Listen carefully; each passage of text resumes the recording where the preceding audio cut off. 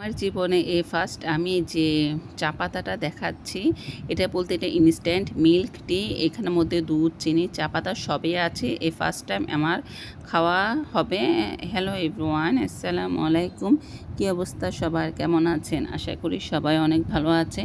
আজকে একটি blog video নিয়ে হাজির হয়ে গেলাম। বাজারে ভিডিও বলতে মাসের শেষের দিকে, আসলে ফার্স্টের দিকে বাজার করার কথা ছিল, যেহেতু যেগুলো আমার দরকারি জিনিস এগুলো ছিল না, সেজন্য এগুলো আনিয়েছিলাম। আপনারা তো জানেনই আমি বাপের বাড়িতে ছিলাম প্রায় 8-9 দিন, সেজন্য আর বাজার করা হয়নি। মানে মাসের বাজার বলতে নুডলস জাতীয় জিনিস, এগুলো চনার ডাল, চনা বুট, চনার ডাল, এগুলো হাবিজাবি মুগ ডাল। আমি কিন্তু মসুর ডালের সাথে মুগ ডাল মিক্স করে তারপর সেটা রান্না করি বাচ্চার জন্য।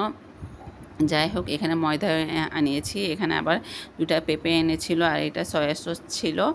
তো সেগুলো গুছিয়ে এরপরে চলে আসলাম দুপুরে রান্না বান্না করতে। আজকে প্রচুর কাজ, বললাম না আমি অনেক দিন বাসায় ছিলাম না, যেহেতু সেজন্য কাজগুলো জমিয়েছিল।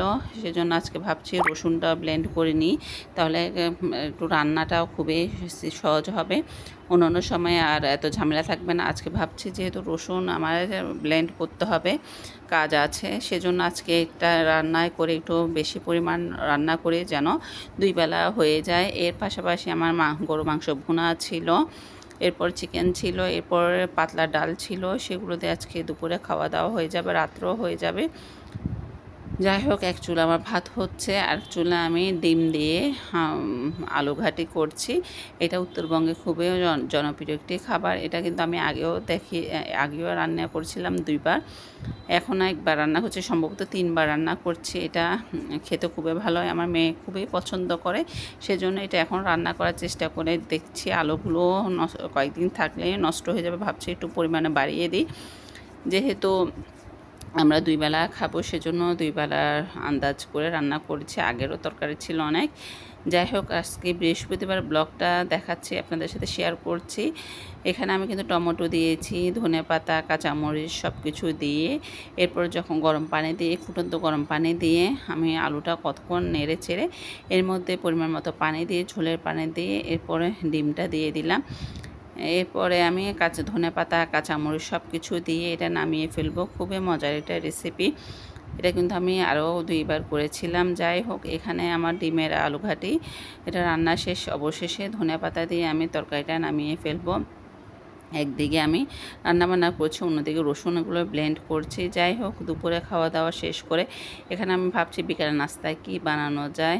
তারপরে চিন্তা করতে করতে দেখছি বাঁধাকপিও বাসা ছিল, একটু বাঁধাকপির পাকোড়া বানাই। অনেকদিন যাবৎ খাবো খাবো করে আর খাওয়া হচ্ছে না, আসলে ব্যস্ততার কারণে খাওয়া হচ্ছে না। এখানে কিন্তু আমি বাঁধাকপি, চাইলে আপনার গাজর, টমেটো, ধনেপাতা, কাঁচামরিচ, এরপরে পেঁয়াজ কুচি, আর আমি একটা মশলা দিয়েছিলাম, আর একটু গোলমরিচের গুঁড়া, একটু জিরার গুঁড়া দিবেন, চাইলে জিরার গুঁড়া স্কিপ করতে পারেন। এরপর কিন্তু আমি ম্যাগি মশলাও দিয়েছিলাম, আর কর্নফ্লাওয়ার দিয়েছিলাম একটু মুচমুচে হওয়ার জন্য। যাই হোক, ময়দা দিয়ে এটা আমি কোট করে তারপরে এটা আমি গরম তেলের মধ্যে ভেজে নিলাম। খুবই মজার একটা নাস্তা। আপনারা যদি চান অবশ্যই বাসায় বানিয়ে খাবেন। কেমন হয়েছে অবশ্যই আমাকে কমেন্ট করে জানাবেন। বাঁধাকপির পাকোড়া খুবই মুচমুচে হয়, খেতে খুবই ভালো লাগে। তো আজকের ভিডিও এখানে শেষ করছি। সবাই ভালো থাকবেন, সুস্থ থাকবেন। আসসালামু আলাইকুম।